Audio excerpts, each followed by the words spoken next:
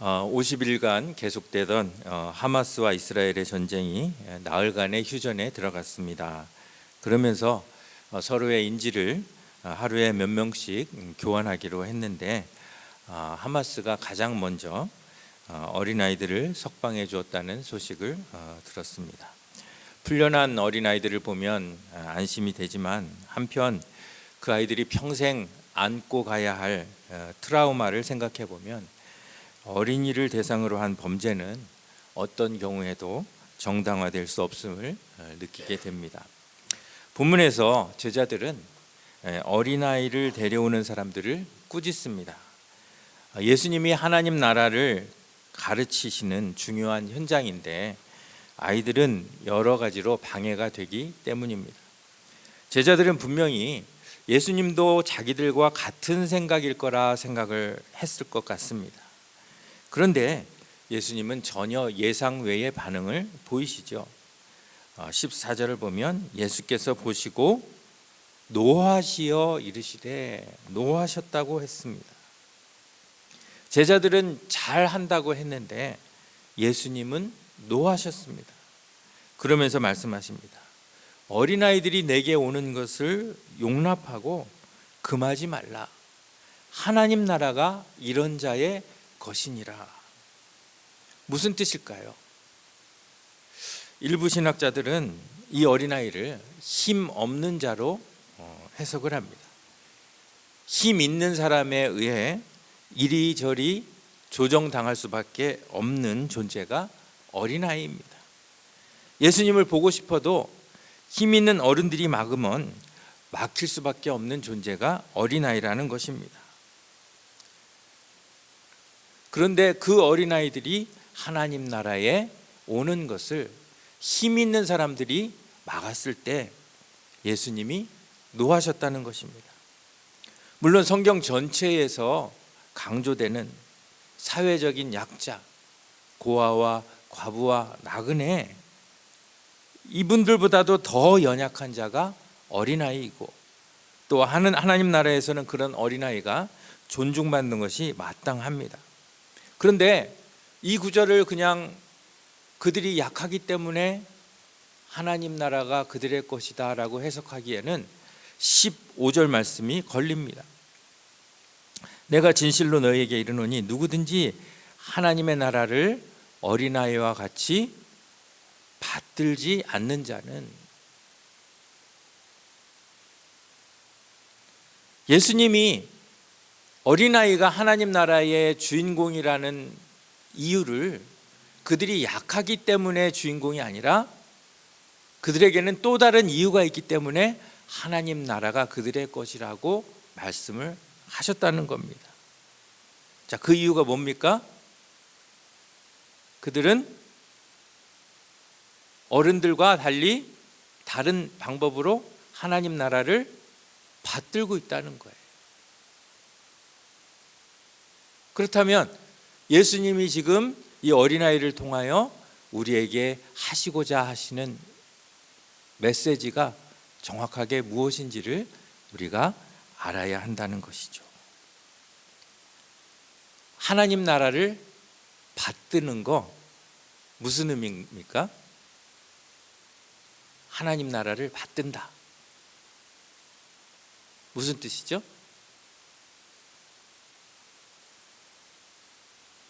영어로 보니까 receive예요. receive.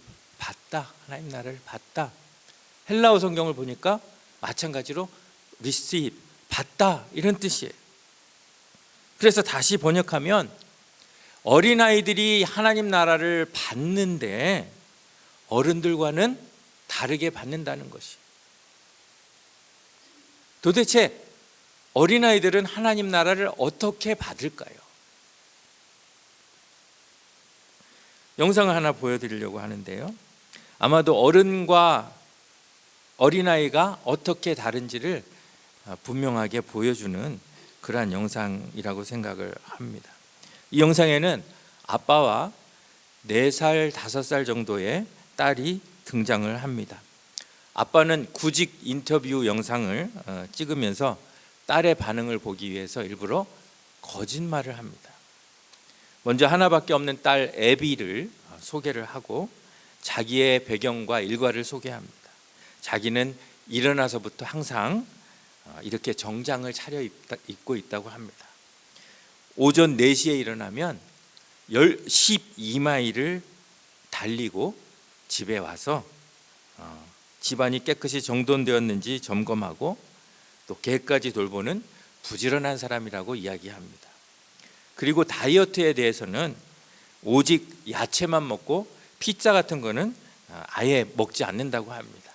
에그 샌드위치도 안 먹고 아이스티도 안 먹고 또 델리에서 주문할 경우에는 오직 야채 랩 같은 것을 주문한다고 합니다. 또한 아내와 어떻게 만났는지에 대한 대답도 하는데 자기가 뉴욕 양키스의 중견수 외야수였을 때 아내를 만났다고 합니다. 물론 말도 안 되는 거짓말이죠. 이렇게 인터뷰하는 중간중간에 딸 애비는 의아해하는 표정을 보이다가 That's not true 라면서 인터뷰를 방해합니다. 그때마다 아빠는 심각한 얼굴로 그러면서 딸에게 조용히 해줄 것을 요구하면서 인터뷰를 계속합니다. 아빠가 야채만 먹는다는 말에 딸은 아빠는 치즈도 먹고 우유도 마시잖아. 하루 종일 설탕을 섭취하잖아. 그렇게 폭로를 합니다. 그때 아빠는 심각하게 딸을 구슬러서 인터뷰를 계속 진행하고 결국은 아빠의 거짓말을 보다 못한 이 딸이 카메라 앞을 떠나는 걸로 영상은 끝이 납니다. 한번 여러분들 직접 한번 확인해 보시죠.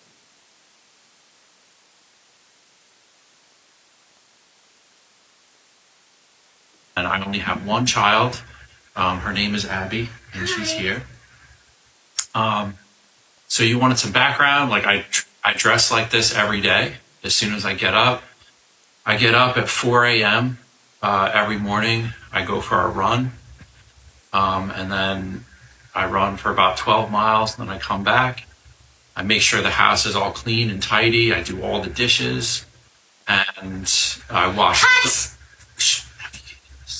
That's not true. It's not true.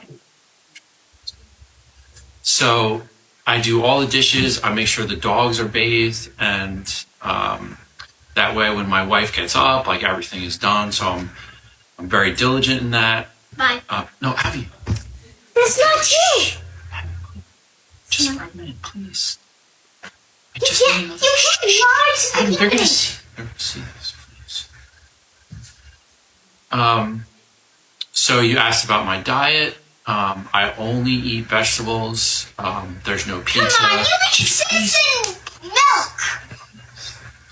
Oh, come on, you eat sugar all day. I don't eat egg sandwiches or iced tea. I'm total water and Come on, no, please. If I do get water if I do get an order from the deli, I just get water in like a veggie wrap or something.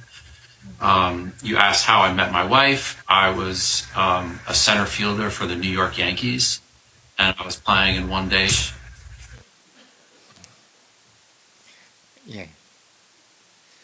여기서 여러분들은 아이와 어른의 차이를 아마 느끼실 수 있을 것입니다. 자, 이 영상의 초점이 누구에게 맞춰져 있습니까? 말은 아빠가 많이 하지만 주인공은 딸입니다. 그렇기 때문에 수백만 명이 이 영상을 보면서 재밌다, 귀엽다는 반응을 폭발적으로 내놓습니다. 만일 이 영상이 딸이 아닌 아빠의 거짓말에 초점이 맞춰 있었다면 사람들의 반응은 달랐을 것입니다. 영상을 보면서 저도 우리 아이들 키울 때 나도 이런 영상 하나 만들었으면 참 재밌었겠다라는 생각도 해봅니다. 그런데 만약 우리의 아버지신 하나님이 우리한테 이런 장난을 하신다면 어떻게 될까요? 아버지가 장난을 하면 자녀도 아버지에게 장난하는 것이 당연하기 때문에 하나님과 우리는 서로 장난을 주고받는 화기애애한 관계가 되겠죠? 어떻습니까? 절대 그럴 수 없습니다. 하나님께는 추호라도 장난칠 수 없기 때문입니다. 제3계명에 이렇게 이야기합니다. 목사님 이거 안 되네요. 예. 너는 내 하나님 여호와의 이름을 망령되게 부르지 말라. misuse. 여호와는 그의 이름을 망령되게 부르는 자를 죄 없다 하지 아니하리라. 하나님의 속성 가운데 하나가 거짓말을 할 수 없는 것입니다. 거룩한 것입니다. 여기에는 장난도 포함이 되지요. 하나님은 장난으로라도 거짓말을 하시는 분이 아니시라는 것이죠. 야고보서 1장 17절에는 그는 변함도 없으시고 회전하는 그림자도 없으시다. 그림자도 없다는 건 뭡니까? 그에게는 어두운 그러한 것이 전혀 없다는 것이에요. 하나님은 우리를 향하여 언제든지 100% 진심이라는 거예요. 그렇기 때문에 우리는 그분을 거룩하다라고 할 수 있는 겁니다. 그리고 하나님이 내가 거룩하니 너희도 거룩하라라고 하시는 말씀은 우리도 하나님께 대하여 100% 진심이어야 한다는 것입니다. 그렇다면 어떻게 우리의 마음이 하나님을 향하여 진심이 될 수 있을까요? 만약 어떤 사람이 저에게 엄청 잘해줍니다. 그래서 저도 그 사람에게 잘해줬습니다. 그런데 어느 날 그 사람이 저에게 잘해준 것이 다른 목적을 가지고 잘해줬다는 것을 알게 된다면 그동안 잘해준 모든 것이 다 수포로 돌아가게 되는 것이죠. 우리가 하나님을 대할 때도 마찬가지입니다. 어떤 목적을 가지고 하나님을 대한다면 그것은 우리가 하나님을 100% 사랑하는 것이 아니라는 것이죠.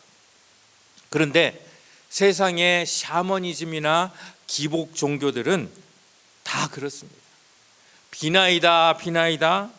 새벽마다 일찍 일어나서 그렇게 정성을 들이는 이유가 뭡니까? 자기가 원하는 것을 얻기 위해서 정성을 들이는 것입니다. 기도하는 대상이 누구든 관계없습니다. 그저 내가 원하는 것을 얻기만 하면 되는 것이 샤머니즘이요 기복 종교입니다. 하지만 하나님께서 우리에게 원하시는 것은 무엇입니까?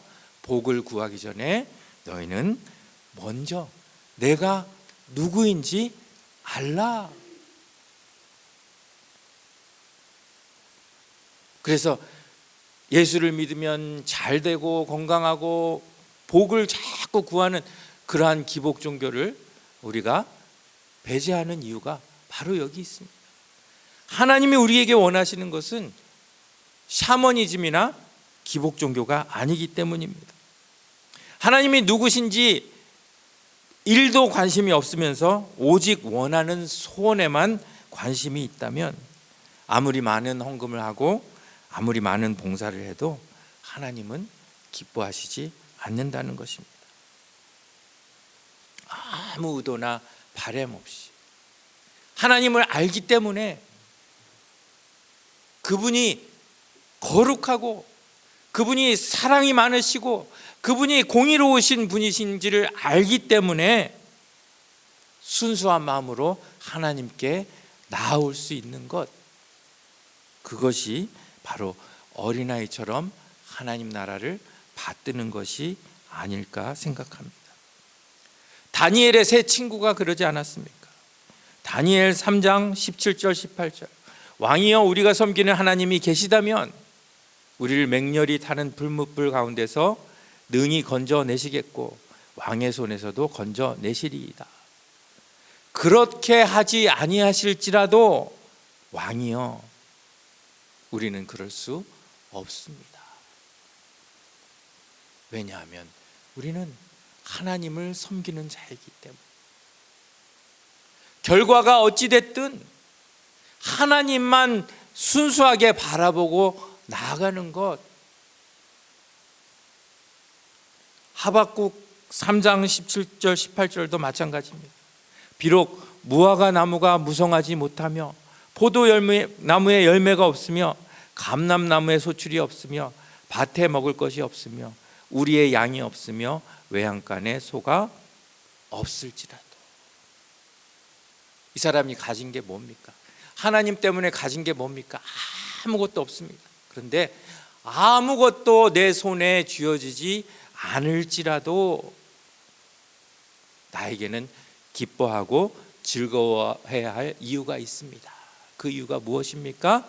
하나님, 그 한 분만으로, 하나님으로 말미암아 즐거워하며 나의 구원의 하나님으로 말미암아 나는 기뻐할 것입니다.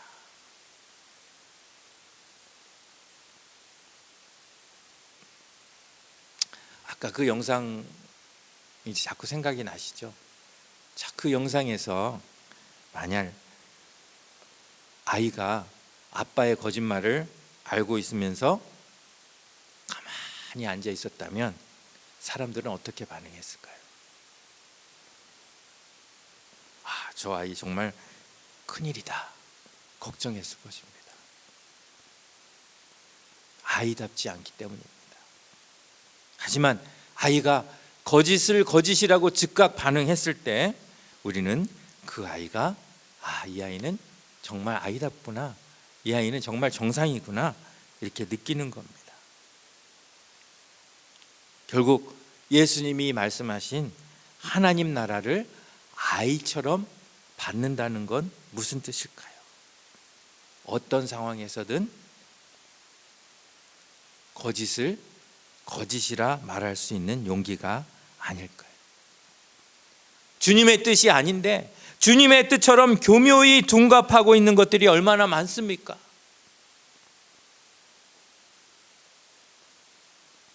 진리가 아닌데 진리인 것처럼 우리에게 다가오는 것들이 얼마나 많습니까?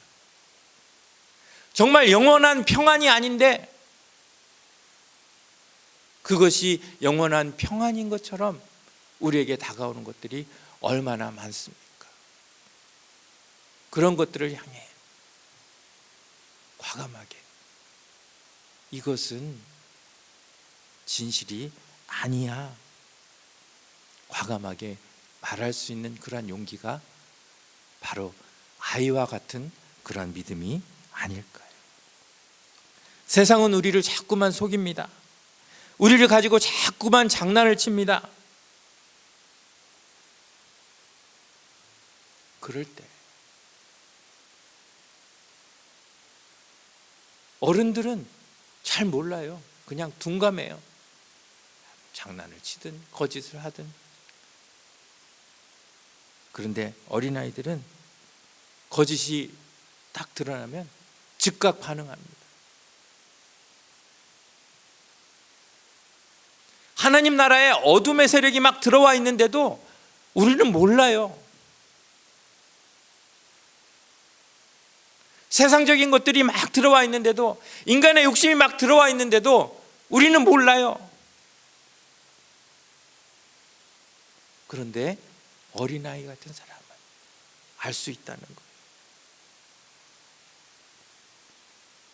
거짓에 대하여 눈 감아주고 용납하게 되면 나도 모르게 우리도 거짓과 함께함이 편안해지고 자연스러워지는 것, 그것이 세상의 이치 아닙니까? 그런 우리에게 예수님은 어린아이와 같은 믿음이 아니면 하나님 나라에 들어올 수 없다라고 말씀하십니다.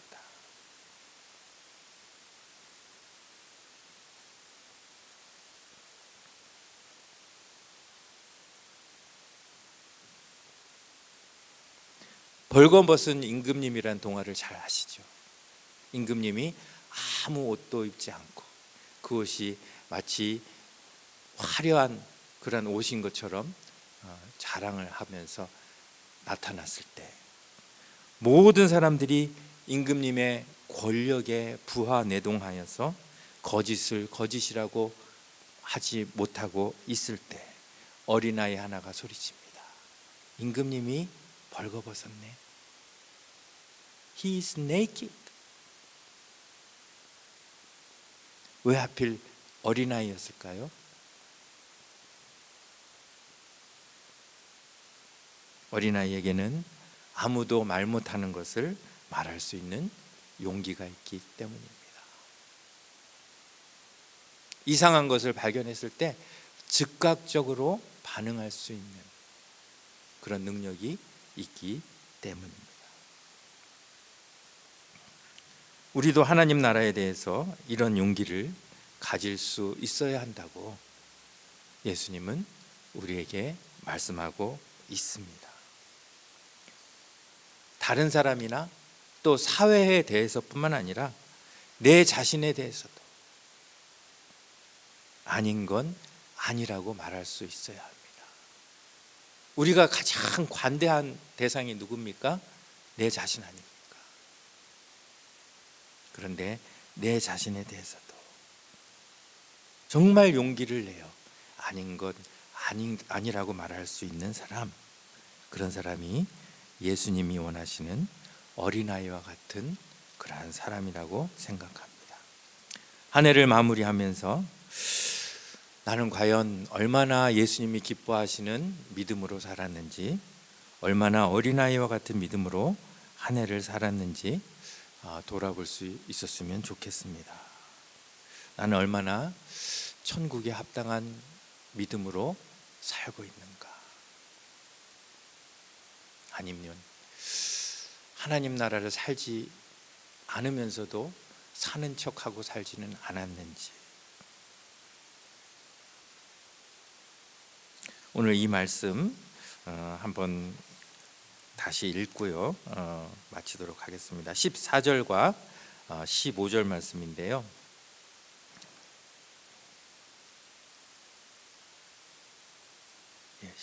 14절과 15절 말씀 우리 한번 같이 읽겠습니다. 시작.